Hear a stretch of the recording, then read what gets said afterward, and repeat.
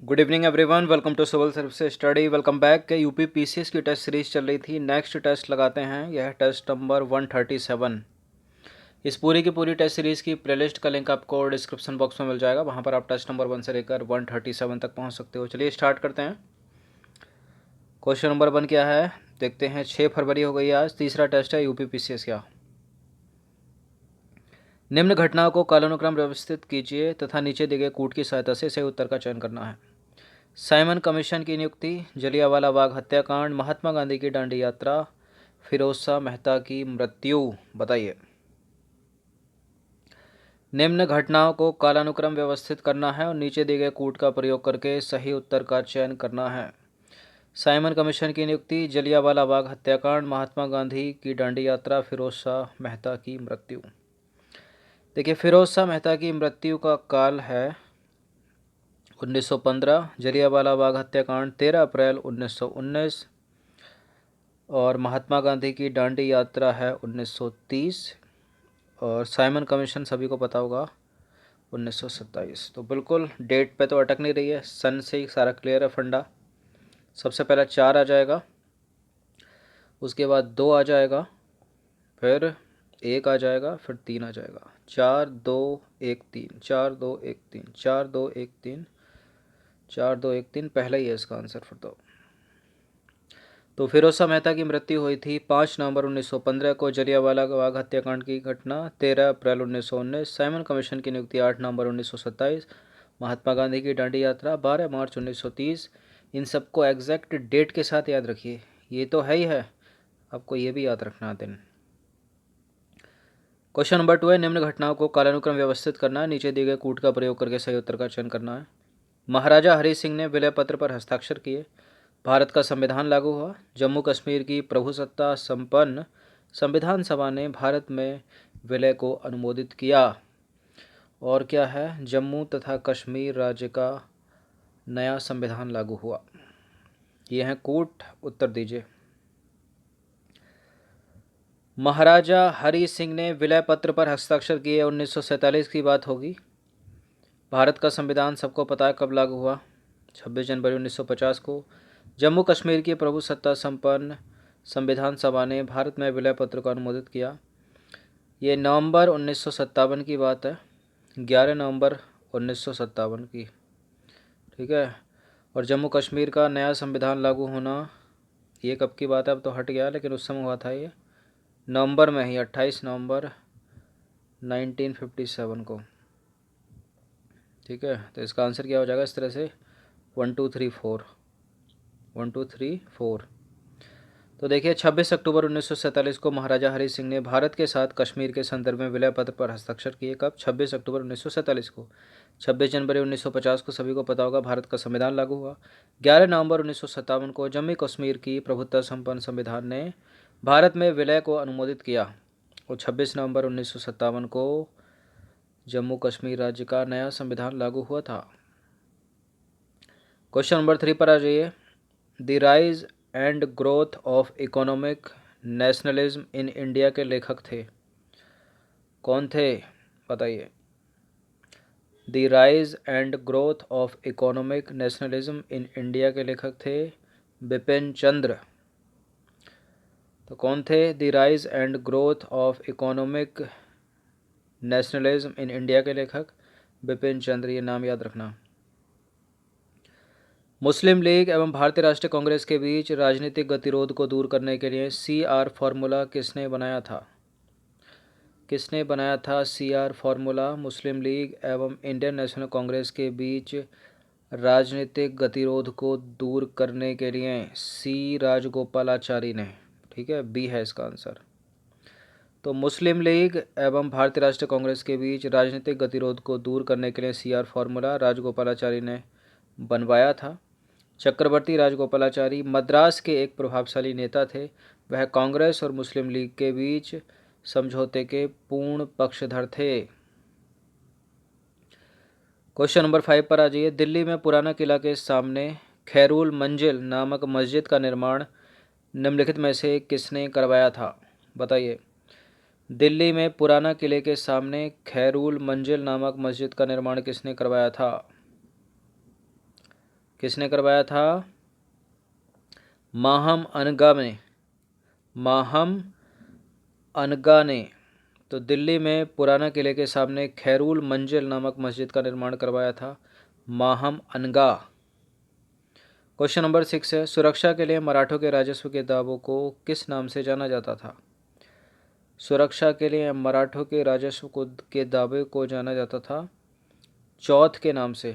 ठीक है, सरदेशमुखी नहीं है और अबवाब नहीं है, जमादानी नहीं है, चौथ। तो चौथ उन प्रांतों से लिया जाता था जिन्हें मुगलई कहा जाता था। इस कर के बदले पड़ोसी राज्यों को मराठा के आक्रमण तथा लूटपाट से बचने का आश्वासन जो है वो प्राप्त हो जाता था। ठीक है, चौथ किन प्रांतों से लिया जाता था?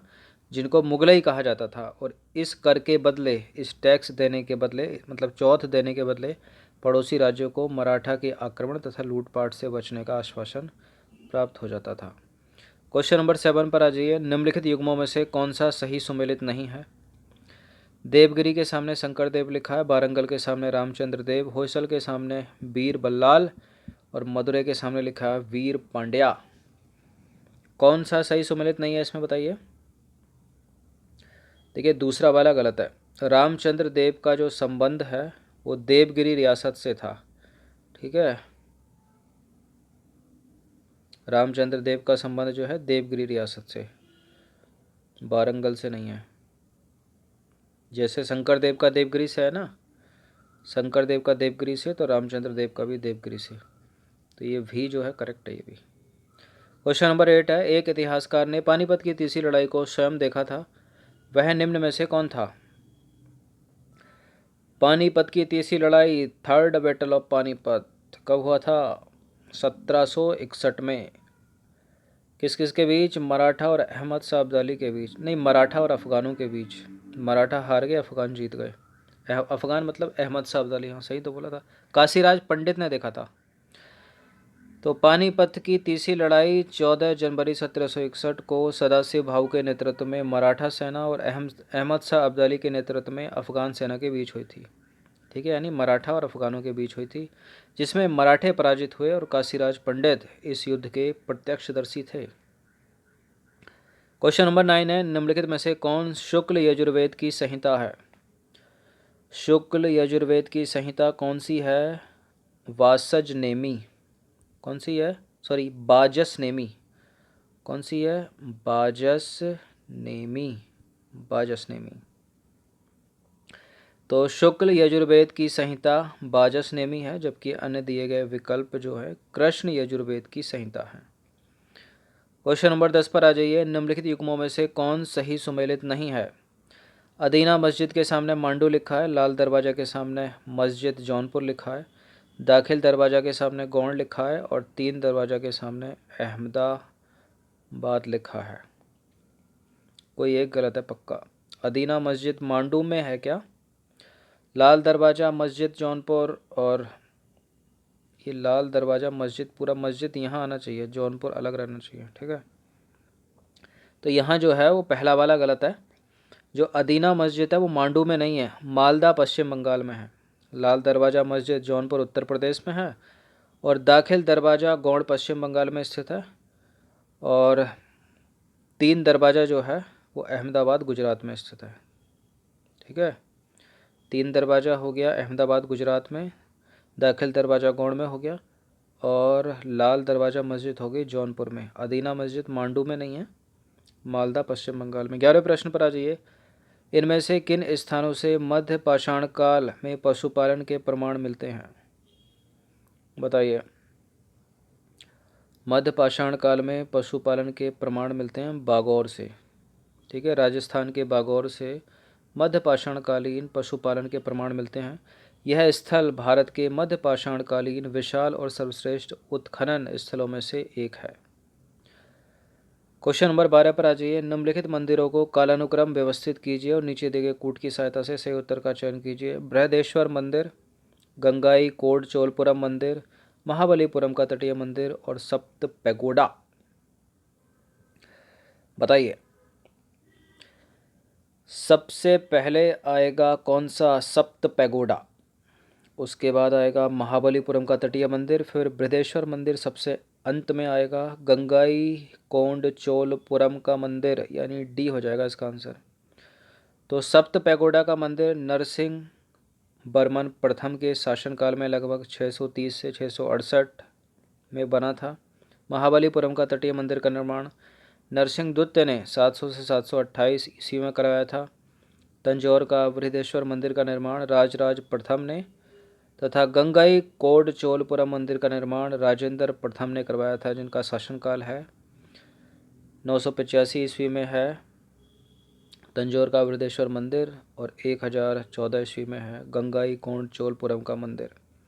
ठीक है, तो याद रखना मोटा मोटा, सप्त पैगोडा 630 से 668, महाबलीपुरम का तटीय मंदिर 700 से 728, बृहदेश्वर मंदिर 985, Gangaikonda Cholapuram 1014। Question number 13 पर आ जाइए। प्रश्न रिपीटेड है, बहुत बार पूछा है। हाथी गुफा का अभिलेख निम्नलिखित में से किस शासक के विषय में जानकारी का स्रोत है? खारवेल, ऑप्शन नंबर ए है इसका आंसर। तो हाथी गुफा अभिलेख जो है ओडिशा के चेदी वंश के शासक खारवेल से संबंधित है। क्वेश्चन नंबर 14 पर आ जाइए। निम्नलिखित युग्मों में से कौन सा सही सुमेलित नहीं है? संथाल 1855, कोल 1831, खासी 1829, अहोम 1815 नहीं है। ठीक है, संथाल 1855 करेक्ट है, कोल 1831 करेक्ट है, खासी 1829 करेक्ट है। सारे जनजातीय विद्रोह अहोम हुआ था 1828 में। तो संथाल 1855, कोल 1831, खासी 1829 और अहोम विद्रोह का संबंध है 1828।